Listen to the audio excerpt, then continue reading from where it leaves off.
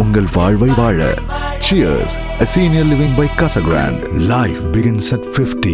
Chanakya international academy உங்களுக்குள் இருக்கும் தலைவரை வெளிக்கொண்டு வரும் பியூர் பாலிடிக்ஸ் பயிற்சி பட்டறை. நேரடி மற்றும் இணைய வழி. கான்டாக்ட் 7338824242.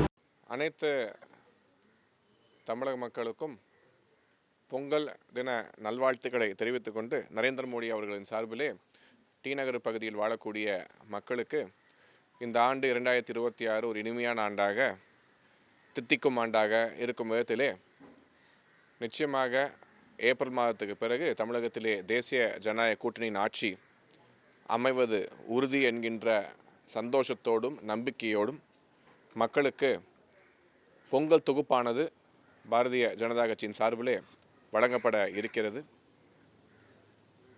பல்லாயிரம் குடும்பங்களுக்கு இதனை நேரடியாக பாஜகவின் நிர்வாகிகள் இல்லங்களுக்கு சென்று கொடுக்க இருக்கிறார்கள்.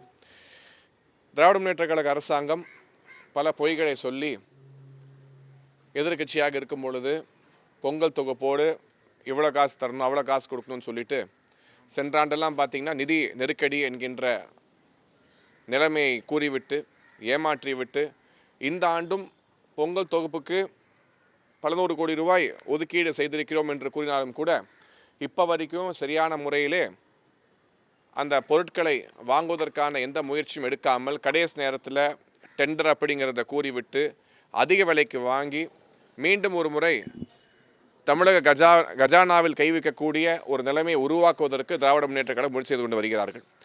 பொங்கல் என்பது விவசாயிகளுக்கான பண்டிகை, விவசாயிகளை கௌரவிக்கக்கூடிய பண்டிகை. அவர்கள் வயிறு நிரம்பும் வகையினிலே நாங்கள் வாங்கக்கூடிய அனைத்து பொருட்களும் நேரடியாக விவசாயிகளிடமிருந்து பெற்று அவர்கள் வாழ்வில் மகிழ்ச்சி பொங்கும் அளவுக்கு தான் செய்து கொண்டு இருக்கிறோம். அதே போல் திராவிட முன்னேற்றக் கழக அரசாங்கம் விவசாயிகளுக்கு என்று சொல்லி இந்த மினிமம் கேரண்டி ப்ரைஸை கூட சரியான முறையிலே இன்னும் அதை ஃபிக்ஸ் பண்ணி கூட கொடுக்கல. அந்த மினிமம் கேரண்டி ப்ரைஸ்லாம் ஃபிக்ஸ் பண்ணி கொடுத்துருந்தாங்கன்னா இன்றைக்கி விவசாயிகளோட வாழ்க்கை என்பது நல்ல முன்னேற்றத்துக்கான பாதையில் செல்லக்கூடிய ஒரு நிலைமை உருவாகி இருக்கும். அதே போல் இந்தியாவிலே பார்த்திங்கன்னா தமிழகம்தான் இந்த அக்ரேரியன் எக்கானமி, அதாவது விவசாயிகளோட நிதி நிலைமை என்பது மிக மோசமாக மாறிக்கொண்டிருக்கக்கூடிய சூழ்நிலை, இந்தியாவிலே மிக மோசமாக மாறிக்கொண்டிருக்கிற சூழ்நிலை என்பது தமிழகத்தில் இருந்து கொண்டு வருகிறது. ஆகவே அனைத்து தரப்பு மக்களையும் திராவிட முன்னேற்றக் கழகம் ஏமாற்றி தான் ஆட்சி பீடத்திலே 2021 அமர்ந்தார்கள். ஆனால் இந்த ஆண்டு என்பது திமுகவின் ஆட்சியின் கடைசி ஆண்டு, கடைசி பொங்கலாக இருக்க போகின்றது.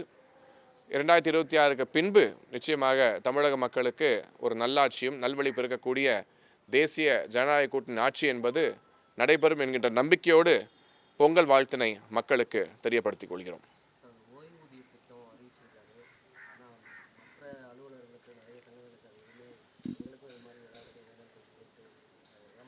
இந்த ஓய்வூதிய திட்டம் என்பதே ஒரு ஏமாற்று வேலைதான்.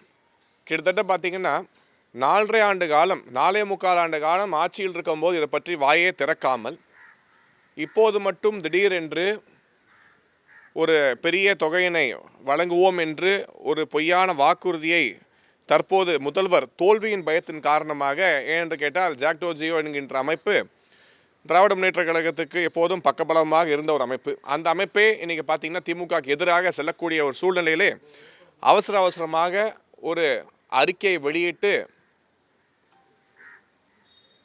ஏதோ அப்படியே பூசி மழுவி நழுப்பி கொண்டிருக்கக்கூடிய ஒரு சூழ்நிலை தான் இந்த ஓய்வூதிய திட்டத்திலே நமக்கு தென்படுகிறது. இதன் விளைவுகள் இந்த ஆட்சிக்கு புரிகிறதா என்று கேட்டால் எப்போதும் பார்த்தீங்கன்னா நிதிநிலை நெருக்கடி என்று கூறிவிட்டு இப்போதும் கூட ஆண்டுக்கு 11,000 கோடி ரூபாய் இதற்கு தனியாக செலவு செய்ய வேண்டிய ஒரு சூழ்நிலையை வருமானத்தை ஈட்டுவதற்கோ கூட்டுவதற்கோ எந்த விதமான முயற்சியும் எடுக்காத ஒரு சூழ்நிலையிலே, தமிழகத்துக்கு இன்வெஸ்ட்மெண்ட் அப்படிங்கிறது வராத ஒரு சூழ்நிலையிலே இன்றைக்கி பார்த்திங்கன்னா ஜிஎஸ்டி கலெக்ஷனில் கூட 2வது இடத்துலேயே இருந்த தமிழகம் திமுக ஆட்சிக்கு வந்த பிறகு 5வது இடத்துக்கு பின்தள்ளப்பட்டுள்ளது. ஸோ எல்லா விதத்திலும் பொருளாதார ரீதியாக தமிழகம் பின்தங்கி இருக்கக்கூடிய காலகட்டத்திலே, தமிழகத்தோட கடன் சுமை அதிகமாக இருக்கக்கூடிய காலகட்டத்திலே 4.5 ஆண்டுகள் இந்த ஊழியர்களை ஏமாற்றி விட்டு இப்போது அவசரமாக இந்த ஓய்வூதிய திட்டத்தை தோல்வியின் பயத்தினால் மட்டுமே மக்களை ஏமாற்றுவதற்காக, குறிப்பாக இந்த ஊழியர்களை ஏமாற்றுவதற்காக திமுக இந்த வலையினை விரித்துள்ளது. இந்த வலையில் சிக்கிக்கொள்ளாமல் ஒரு நல்லாட்சியை, ஒரு நீண்டகால ஆட்சியை, மக்களுக்கான ஆட்சியை கொடுப்பதற்காக அனைவரும் சேர்ந்து ஒத்துழைக்க வேண்டும். இன்றைக்கி பார்த்தீங்கன்னா நர்சஸ் ஆகட்டும், டாக்டர்ஸ் ஆகட்டும், செவிலியர்கள், மருத்துவர்கள், விவசாயிகள், மாணவர்கள் யாருமே சந்தோஷமாக இல்லை.